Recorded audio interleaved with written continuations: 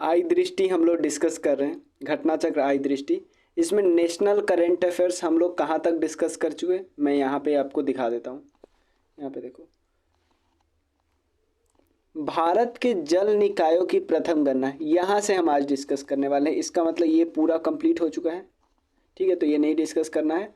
तो हम कोशिश करेंगे एक वीडियो में सारा डिस्कस कर लेने का। तो क्या क्या डिस्कस करना है, भले ये हिंदी में मैगजीन दिया है, बट हिंदी और इंग्लिश दोनों के लिए हम ऐसे बता रहे हैं कि दोनों को कोई दिक्कत नहीं होगा। कि भारत में जो, क्योंकि वाटर सेंसस हो रहा है, ठीक है ना, पहली बार वाटर सेंसस हो रहा है। उसके बाद केरला वाटर बजट बनाने वाला पहला राज्य बना है, इस पे क्वेश्चन है। उसके बाद नेशनल मेडिकल जो इक्विपमेंट वाले जो पॉलिसी आई है उस 2023 में, उसके बारे में है। सबसे बड़ा विलेज लाइब्रेरी पे क्वेश्चन है। उसके बाद अरावली ग्रीन वॉल परियोजना पे क्वेश्चन है। उत्तर प्रदेश का जो फूड प्रोसेसिंग उद्योग नीति है उस पर क्वेश्चन है, आम आदमी से रिलेटेड है। उसके बाद वाइब्रेंट विलेज प्रोग्राम से रिलेटेड है। उसके अलावा चुनाव हुआ है मेघालय, नागालैंड और त्रिपुरा में, उससे रिलेटेड है। इंडिया जस्टिस रिपोर्ट 2022 से रिलेटेड है, एमवी गंगा बिलास। उसके अलावा केरल का जो हाई कोर्ट है ना, उसने एक क्षेत्रीय भाषा में जो भी फैसला सुनाया जाता है उसको क्षेत्रीय भाषा में भी देने की बात बोली है और दी है, तो उससे रिलेटेड है। तो चलिए शुरू करते हैं। 45 नंबर पेज पे सीधा आते हैं हम लोग, इससे पहले हो चुका है।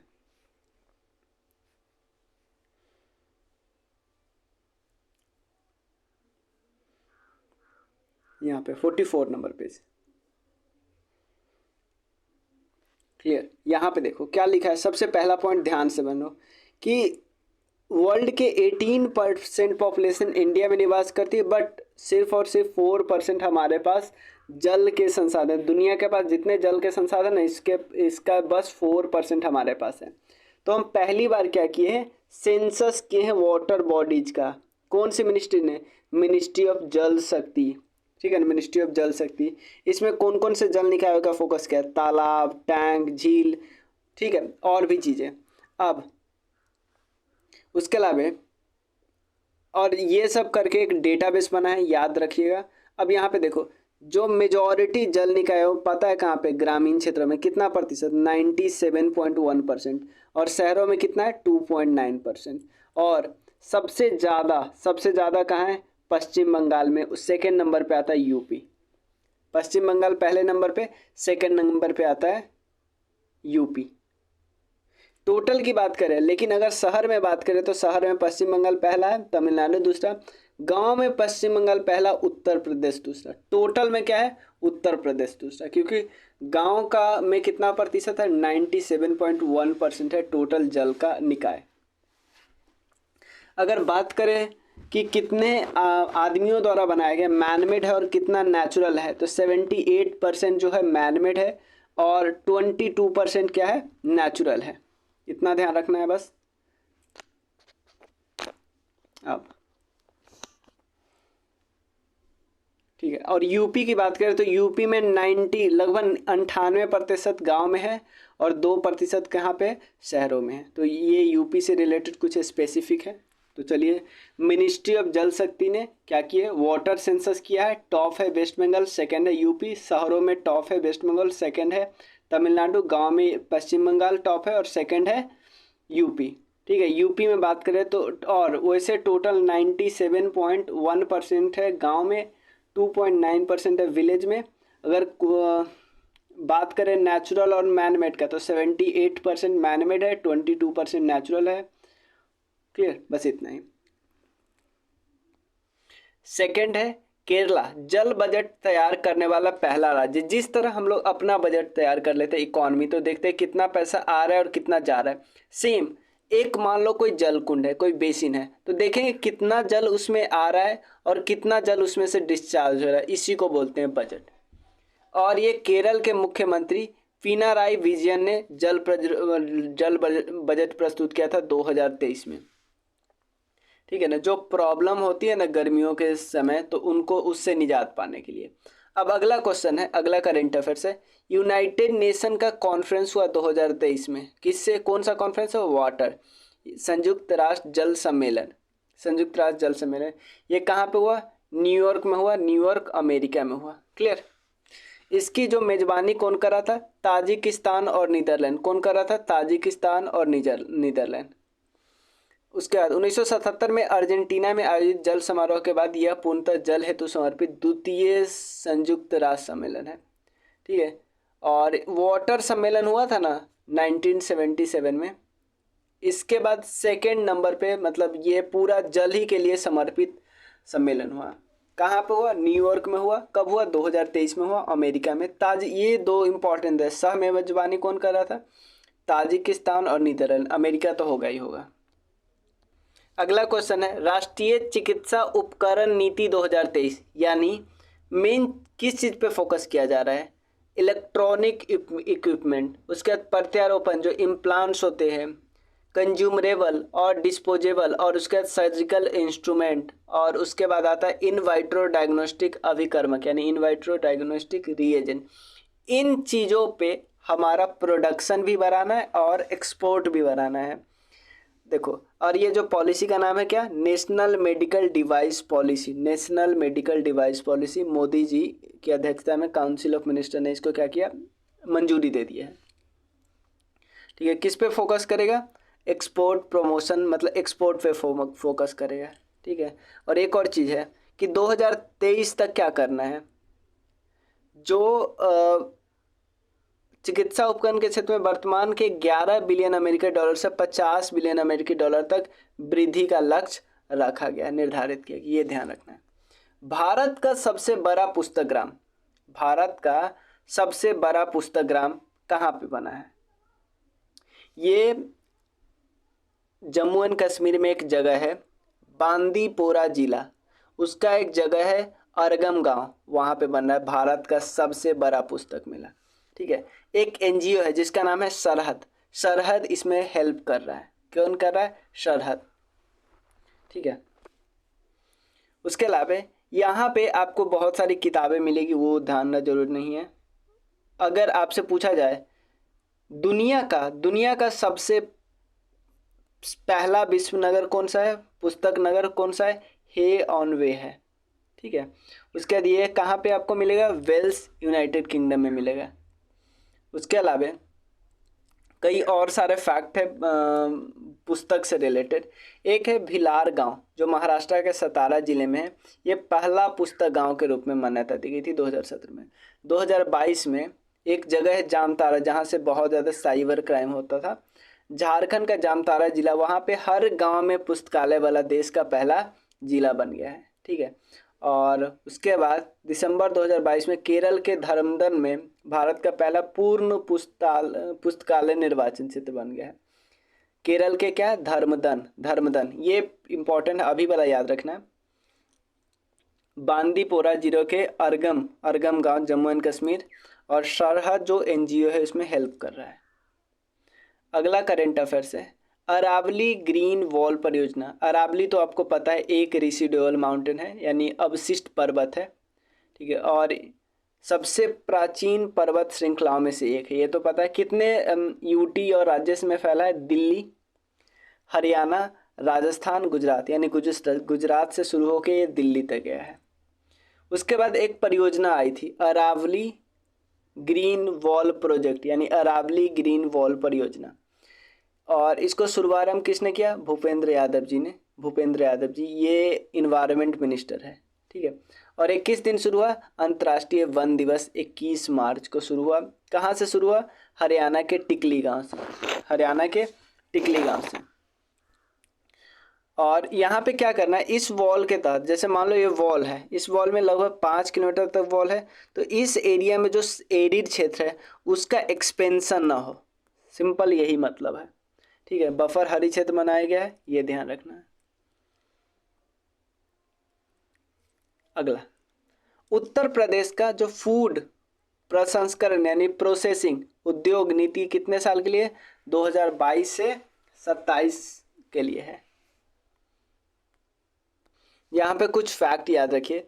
जो फूड प्रोसेसिंग वाला है ना, वो भारत के खाद्य विभाग का कितना प्रतिशत है? 32% है। विनिर्माण सकल घरेलू उत्पाद का 14% है। निर्यात का 12% है, और कुल औद्योगिक निवेश का 6% है। तो ये डेटा सब उतना इम्पोर्टेंट नहीं रहे। अब यहाँ पे क्या है कि जो अभी जो खाद्य प्रसंस्करण में है ना जितना भारत का, उसमें से सिर्फ 6% यूपी का है, उसको 20% तक ले जाना है। कितना? 20%। उत्तर प्रदेश में जो खाद्य संस्करण उद्योग है वो किस लेवल में है? तृतीयक लेवल में, याद रखिएगा।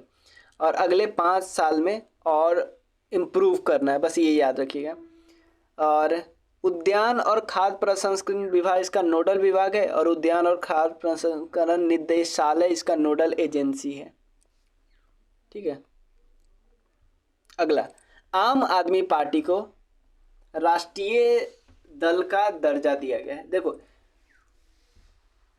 Election symbol reservation and allotment order 1968 के हिसाब से 3 कंडीशन है, उन तीनों में से कोई एक भी फुलफिल कर लेगा ना तो उसको राष्ट्रीय पार्टी का दर्जा मिल जाएगा। एक, पहला, 3 कंडीशन कौन है? पहला कंडीशन है, देखो जो कंडीशन आम आदमी पार्टी ने पूरा किया वो कंडीशन के बारे में पहले बताते हैं।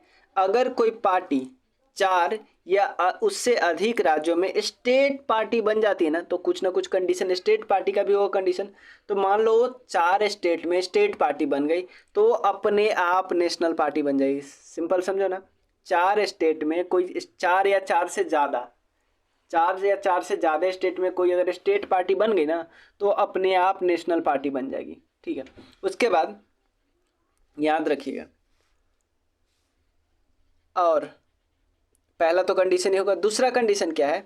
लोकसभा या तो पार्लियामेंट का चुनाव हुआ या स्टेट लेजिस्लेटिव असेंबली का चुनाव हुआ, इसमें से कोई पार्टी अगर 4 राज्य में कोई भी 4 राज्य में जो कुल चुनाव राज्य का कुल मान लो कोई एक हर राज्य में 100 गो वोट पड़ा, 100 गो वैलिड वोट पड़ा, उसमें से सब में उसको कम से कम 6 वोट आया ना, 6% वोट आया।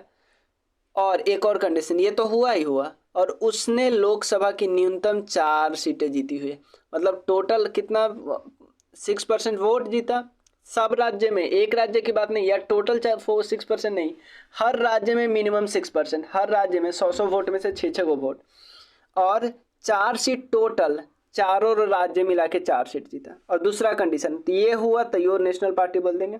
अब दूसरा कंडीशन क्या है कि अगर पिछला बार लोकसभा में चुनाव हुआ, लोकसभा चुनाव के 2% सीट जीते, यानी टोटल 545 सीट है ना, तो उसमें से 11 सीट कम से कम जीते हैं, और उसमें से और 11 जो सीट है ना वो 3 राज्य से आना चाहिए, 3 राज्य से 11 सीट आना चाहिए और 3 राज्य से आना चाहिए। अगर ये कंडीशन ना हो ना, इसमें खाली आधा कंडीशन पूरा हो, तो फिर अधिकतर रीजनल पार्टी जैसे आरजेडी, जेडीयू ये चाहती तो ले ही आती यार लोकसभा के चुनाव में 11 सीट, ठीक है ना, ले आ सकती अपने राज्य में मिला के, लेकिन क्योंकि 3 राज्य मिलाना, एक राज्य मिलाओ तो आप अपने स्टेट पार्टी हो ना, क्योंकि आप एक राज्य में मजबूत है।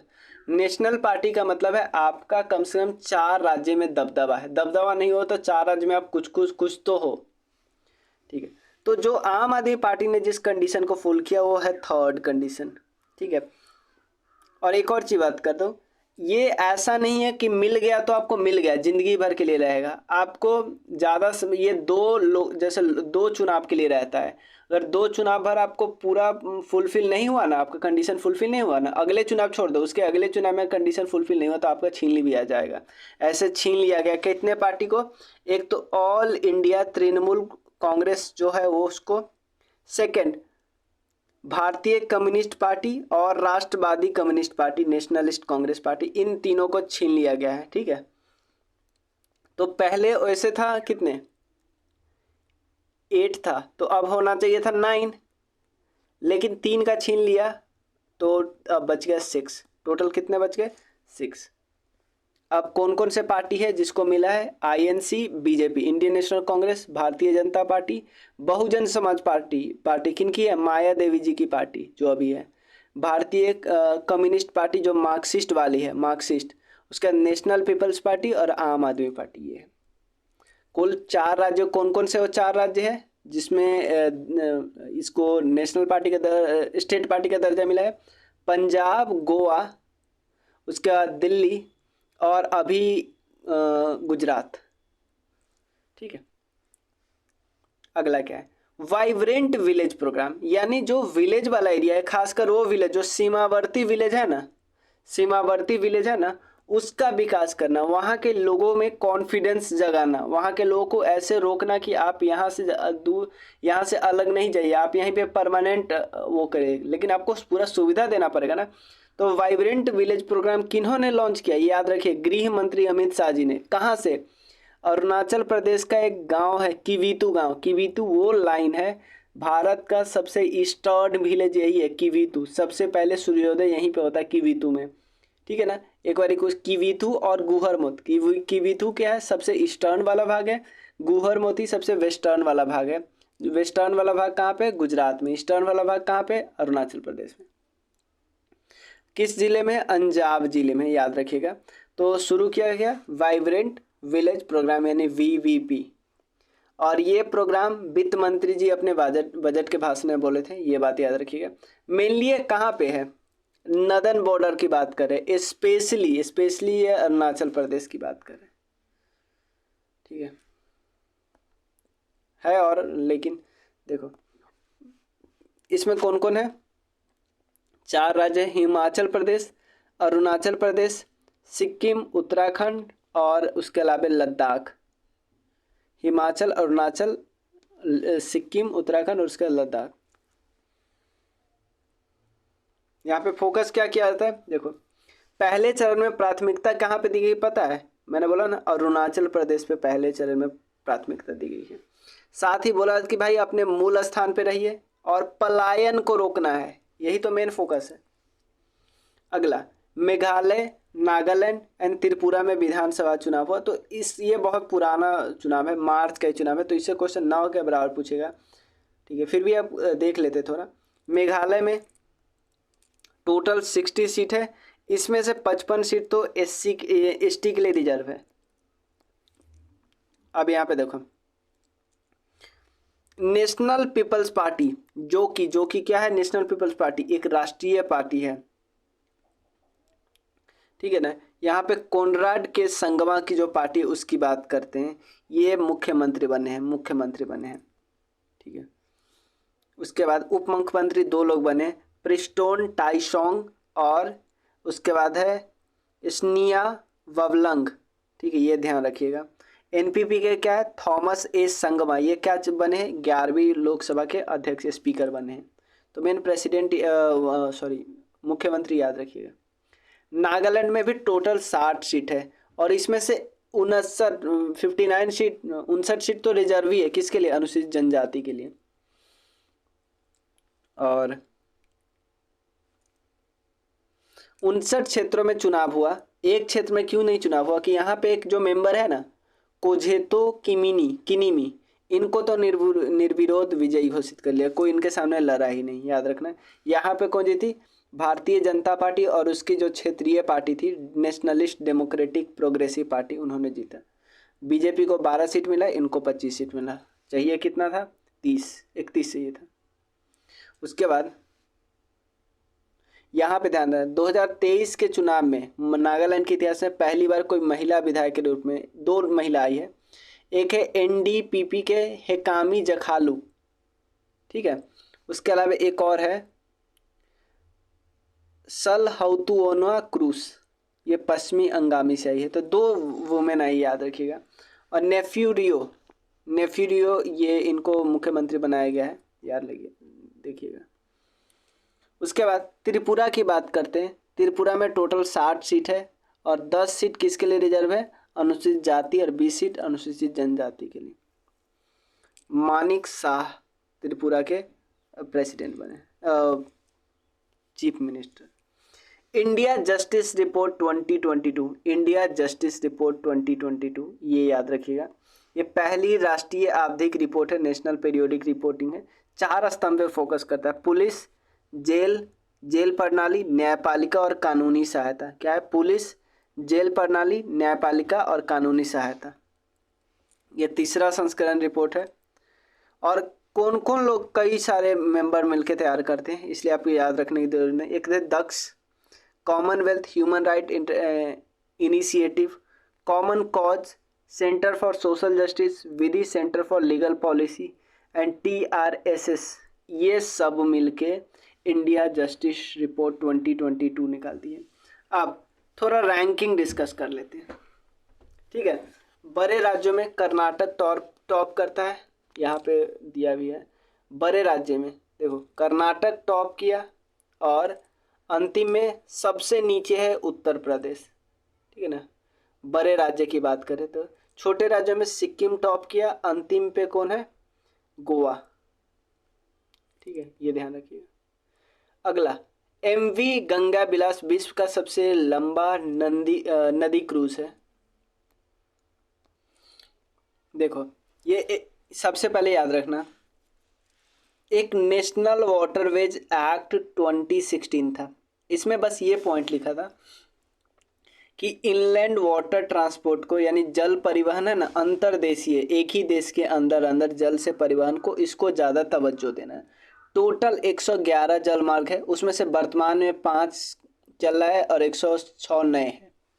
और जिसमें तो ये जो MV गंगा विलास है, ये दो इनलैंड वाटर बॉडीज से होके जाएगा। एक इनलैंड वाटर बॉडीज 1 है और एक है 2, इससे होके जाएगा। इसके अलावा कुछ बांग्लादेश के रूट से भी जाएगा। सबसे पहले समझो ये शुरू कहाँ से हुआ है, पहले तो शुरू कहाँ से होता है, ये वाराणसी से। ध्यान देना, विश्व के सबसे लंबे नदी क्रूज ये शुरू कहाँ से हुआ, वाराणसी से हुआ। नरेंद्र मोदी जी ने इनको हरी झंडी दिखाई। खत्म कहाँ पे होगा, असम के डिब्रूगढ़ जिले के बोगीबिल में। समझ में आया, वाराणसी गंगा जी से शुरू हुआ और असम के डिब्रूगढ़ जिले के बोगीबिल में जाके खत्म होगा। टोटल 3200 किलोमीटर की यात्रा है। पहले यहाँ पे देखो, ये नेशनल राष्ट्रीय जलमार्ग 1 जो कि गंगा भगीरथी हुगली नदी परियोजना है, इससे होके जाएगी। उसका राष्ट्रीय जलमार्ग 2 जो ब्रह्मपुत्र नदी प्रणाली है, उससे होके जाएगी। उसके अलावा कोलकाता से लेकर धुबरी तक, कोलकाता से धुबरी तक इंडो बांग्ला प्रोटोकॉल मार्ग जो है ना, इंडो बांग्ला प्रोटोकॉल रूट, उससे होके भी जाएगी। ये ध्यान रखना है, इंडो बांग्ला प्रोटोकॉल रूट है कोलकाता से धुबरी के बीच, ठीक है। ये लगभग 27 नदी प्रणालियों से होकर गुजरेगी। उसके अलावा इस पहली बार जो यात्रा की है ना, उसमें से 32 तो स्विट्जरलैंड के, बिल्कुल इंपॉर्टेंट नहीं है फैक्ट। उसके बाद ये किसके द्वारा चलाया जा रहा है, मेसर्स अंतारा रिवर क्रूज के द्वारा संचालित किया जा रहा है, ठीक है। ये इसमें पॉल्यूशन फ्री मैकेनिज्म है और नॉइज कंट्रोल टेक्नोलॉजी है, सब कुछ यूज हो रहा है।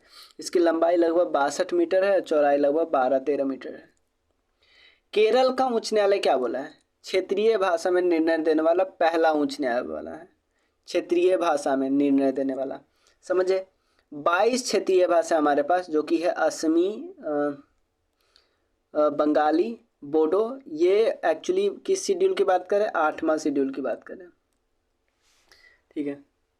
भारत के मुख्य न्यायाधीश DY चंद्रचूड़ जी ने यही बात बोला था कि यार क्षेत्रीय भाषा में भी फैसला आना चाहिए, निर्णय आना चाहिए। इसके लिए उन्होंने बोला कि आप 2 चीज़ का यूज कर सकते हो, आर्टिफिशियल इंटेलिजेंस और प्राकृतिक भाषा प्रसंस्करण का यूज कर सकते हो। इसीलिए केरल ने ये दिया गया है,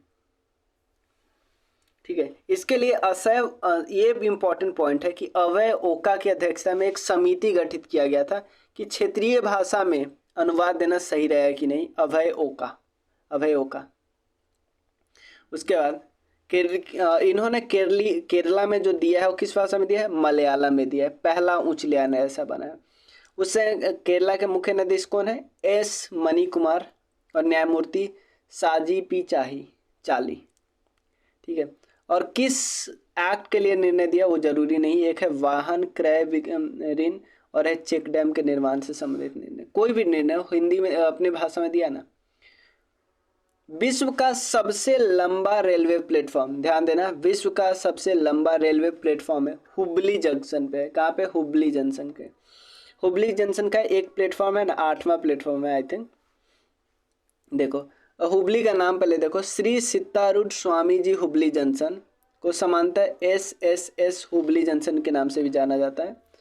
और देखो 2015 में हुबली का नाम बदल के हुबली कर दिया गया था, और उसके बाद में 2020 में SSS हुबली जंक्शन कर दिया गया। ये दक्षिण पश्चिम रेलवे का पार्ट है, ध्यान देना। और हुबली रेलवे मंडल का हिस्सा है, जो कि हुबली धारवाड़ कर्नाटका में स्थित है, हेडक्वार्टर। उसके बाद गिनीज वर्ल्ड रिकॉर्ड, जो 8वां इसका प्लेटफॉर्म है ना, उसको, ये लगभग 1507 मीटर है, याद रखिएगा। वैसे हुबली अब टॉप पे आ गया। सेकंड नंबर पे अब गोरखपुर, यूपी वाला जो गोरखपुर है ना, वो पहले नंबर हुआ करता था, अब सेकंड। देखो विदिशा एक जिला है, आकांक्षी जिला है। आकांक्षी जिला क्या है? देखो नीति आयोग का एक प्रोग्राम था कि जो जिला है ना, जो भी जिला थोड़े से पिछड़े हैं उनको बढ़ावा देने के लिए, जो पिछड़े हैं लेकिन आगे आना चाहते हैं उनको बढ़ावा देने के लिए एक प्रोग्राम लाया था जिसका नाम था एस्पायरेशनल डिस्ट्रिक्ट प्रोग्राम, यानी आकांक्षी जिला। तो इसके अंदर टोटल 112 जिला था, उसमें यूपी के 8 जिले हैं, बहराइच, बलरामपुर, चंदौली, चित्रकूट, फतेहपुर, श्रावस्ती, सिद्धार्थनगर तथा सोनभद्र। और इस प्रोग्राम के तहत जो इनका विकास करना था, इसमें एक विदिशा एक जिला है, ठीक है। विदिशा स्टार्टअप द्वारा प्रस्तावित 5G उपयोग करने के मामले में तैनाती करने वाला भारत का पहला आकांक्षी जिला बना है, जो ग्राउंड लेवल पे, ठीक है ना। विदिशा आपको मध्य प्रदेश में मिलेगा, उसी का एक आकांक्षी जिला। कोल्लम भारत का पहला संविधान साक्षर जिला है, कि वहाँ पे क्या किया गया है, संविधान के बारे में सबको बताया गया कोल्लम में। कोल्लम कहाँ पे है? ये आपको मिलेगा केरल में। केरल में शुरू किया गया एक अभियान के थ्रू, एक अभियान का नाम है संविधान साक्षरता अभियान, द सिटीजन 2022। इस अभियान के तहत एक जिला योजना समिति, एक तो जिला योजना समिति है, दूसरा केरल के अस्थायी प्रशासन संस्थान जिसका नाम है KILA, Kerala Institute of Local Administration, इन दोनों के द्वारा सही किया गया। और ऑब्वियसली इसमें लोगों को साक्षर बनाना था, बहुत सारे एनजीओ का भी जरूरत पड़ा होगा। अंतर्गत शामिल जो 2000 प्रशिक्षक थे ना, उसको ट्रेनर को क्या बोला जाता है? सीनेटर बोला जाता है। क्या बोला जाता है? सीनेटर। लगभग 23 लाख लोगों को सिखाया गया। राष्ट्रीय ग्रीन हाइड्रोजन मिशन, इसमें क्या है? देखो सबसे पहले देखो मोदी जी का 2 प्लान था। एक तो 2047 तक भारत एकदम एनर्जी के लिए किसी और पे निर्भर न रहे, ऊर्जा स्वतंत्र बन जाए, और दूसरा वर्ष 2070 तक शुद्ध शून्य मतलब नेट जीरो उत्सर्जन करने वाला देश बन जाए। तो इन दोनों के लिए आपको हरित ऊर्जा पे फोकस करेगा, तो वही हरित ऊर्जा का एक प्लान है राष्ट्रीय green hydrogen mission, national green hydrogen mission. 2030 तक क्या क्या करना है? सबसे पहले 125 गीगावाट का संबंध अक्षय ऊर्जा क्षमता को बढ़ाना है। इसके साथ कम से कम हर साल 5 मिलियन मीट्रिक टन हरित हाइड्रोजन को उत्पादन करना है। कितना? हरित हाइड्रोजन का 5 मिलियन मीट्रिक टन। इसमें अब निवेश वगैरह सब याद नहीं रखना है, उद्देश्य वही समझ गए, ग्रीन हाइड्रोजन पे फोकस करना है, R&D वगैरह करवाना है, ग्रीन हाइड्रोजन स्टैंडर्ड वगैरह पे, उससे ज़्यादा क्वेश्चन इसमें नहीं आएगा। देखो यहाँ पे क्या है, हरित हाइड्रोजन किसको बोलते हैं? जिसमें प्रति किलोग्राम हाइड्रोजन के उत्पादन में 2 किलोग्राम से अधिक कार्बन डाइऑक्साइड का उत्सर्जन न होता हो। यानी अगर आप हाइड्रोजन बना रहे हो तो आपका कार्बन डाइऑक्साइड बहुत कम बढ़ा है, तभी आप हरित हाइड्रोजन बोल सकते हैं।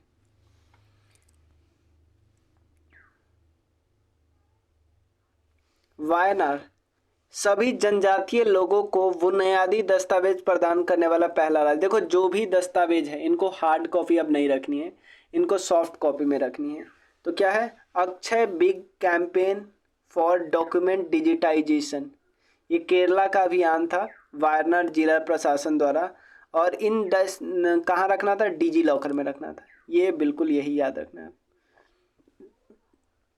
भारत का सबसे बड़ा तरल अपशिष्ट उपचार केंद्र, तरल अपशिष्ट उपचार केंद्र, भारत का सबसे बड़ा तरल अपशिष्ट और उपचार संयंत्र कहाँ पे बन रहा है? याद रखिए तिरुपति नगर में। यही बस पूछेगा, आंध्र प्रदेश तिरुपति, ठीक है। और ये कहाँ पे? देखो इस तरल अपशिष्ट उपचार संयंत्र को तिरुपति स्थित विनायक सागर झील के जल को पुनः उपयोग करने के लिए। तो कौन सा झील? विनायक सागर झील, बहुत इंपॉर्टेंट, ठीक है। और इसका जो क्षमता है ना प्रतिदिन 5 मिलियन लीटर पर डे, इतना है। और इसका विकास किसने किया? एक बहुत इंपॉर्टेंट CSIR के नीरी ने किया। ध्यान देना, CSIR जो मिनिस्ट्री ऑफ इन्वायरमेंट के अंदर आती है, वैज्ञानिक और औद्योगिक अनुसंधान परिषद CSIR। अब मुझे बताइए मिनिस्ट्री ऑफ एनवायरनमेंट के अंदर आती है ministry of science and tech. Please please please आप बताइए, ठीक है, मिनिस्ट्री ऑफ एनवायरनमेंट या ministry of science and tech. इसकी जो नीरी इंस्टीट्यूट है राष्ट्रीय पर्यावरण अभियांत्रिकी अनुसंधान संस्थान के द्वारा किया गया, ठीक है। फाइटोरिड अपशिष्ट जल के उपचार में एक भरोसेमंद तकनीक है, याद रखें फाइटोरिड। एशिया का सबसे बड़ा सीवेज उपचार केंद्र का देखो ये कहाँ निर्माण कहाँ पे किया जा रहा है, दिल्ली में, याद रखें दिल्ली में। हाउसिंग सोसाइटी के लिए भारत का पहला सौर संयंत्र, हाउसिंग सोसाइटी के लिए भारत का पहला सौर संयंत्र। ये देखो बहुत एक बस एक है कि हाउसिंग सोसाइटी, एक हाउसिंग सोसाइटी है मुंबई में जिसका नाम है विवेरिया कंडोमिनियम। इस सोसाइटी को चाहिए ऊर्जा और वो चाहिए स्वच्छ ऊर्जा यानी सोलर वाला एनर्जी चाहिए। तो इन लोगों ने क्या किया है, कांटेक्ट किया है किसके साथ, TPREL Tata power renewable energy limited के साथ कि आप हमें क्या कीजिए एक कनेक्शन दीजिए स्वच्छ ऊर्जा वाला। तो ये लोग क्या कर रहे हैं, ये लोग टाटा वाला ग्रुप, उसके आसपास एक जगह है, ठीक है ना, हिमायत नगर में 3 मेगावाट वाला क्षमता वाला सौर ऊर्जा का संयंत्र बना रहा है। सब कुछ यही करेगा टाटा, ये उनसे पैसे बस लेगा, ठीक है। और इससे एनर्जी बनेगी और इससे क्या बोलेगी, विवेरिया कॉन्डोमिनियम को मिलेगा। तो याद रखना घरेलू उपयोग हेतु कैप्टिव सोलर ऊर्जा का प्रयोग करने वाला देश का पहली आवासीय सोसाइटी बन गई। क्या है नाम, विवेरिया कॉन्डोमिनियम, टाटा से मदद ली है। केरल देश का पहला पूर्ण डिजिटल बैंकिंग राज्य बने, पूर्ण डिजिटल, ठीक है। ये बस थोड़ा सा ध्यान रखना है, पिनराई विजयन के समय में हुआ। अब चलो यार देखो, गौरतलब है कि वर्ष 2021 में त्रिशूर इस योजना के तहत डिजिटल बैंकिंग लागू करने वाला केरल का पहला जिला बना था। अब पूरा केरल ही बन गया। स्मार्ट कार्यक्रम है जिसका फुल फॉर्म है scope for main streaming Ayurveda research in training teaching professional, ठीक है ना, आयुर्वेदा रिसर्च पे फोकस किया जा रहा है, ठीक है। इसमें क्या किया है, इस पहल के अंतर्गत ये को बढ़ाने का ध्यान केंद्रित किया जा रहा है। देश में आयुर्वेदा के क्षेत्र में अनुसंधान और विकास को बढ़ावा देने के लिए स्मार्ट कार्यक्रम फोकस किया जा रहा है। इस कार्यक्रम को भारतीय चिकित्सा प्रणाली के लिए राष्ट्रीय आयोग, National Commission for Indian System of Medicine और Central Council for Research in Ayurvedic Science, ये दोनों ने प्रारंभ किया है, ठीक है। ये एक्चुअली आयुष मिनिस्ट्री के अंदर आती है, दोनों आयुष मिनिस्ट्री के अंदर आती है, ये ध्यान रखना है आपको, क्लियर। अब नेशनल करंट अफेयर्स कंप्लीट, तो ये ऑलमोस्ट है 1.5 घंटे का वीडियो है। नेशनल करंट 1.5 से 1.25 घंटे का वीडियो हो गया नेशनल करंट अफेयर्स। अब हम शुरू करेंगे इंटरनेशनल करंट अफेयर्स। इंटरनेशनल ही मेन करना है आपको, नेशनल इंटरनेशनल और बाकी इकोनॉमी साइंस एंड टेक इससे भी कम टाइम में हो जाएगा। तो ये 3 मेजर चंक खत्म होंगे ना, 4, उसके बाद तो हमारा टेंशन ही खत्म हो जाएगा। तो मिलते हैं नेक्स्ट वीडियो में, तब तक के लिए थैंक यू सो मच। जो शुरू का 18 पेज है ना, प्लीज़ प्लीज़ प्लीज़ पहले मत करना।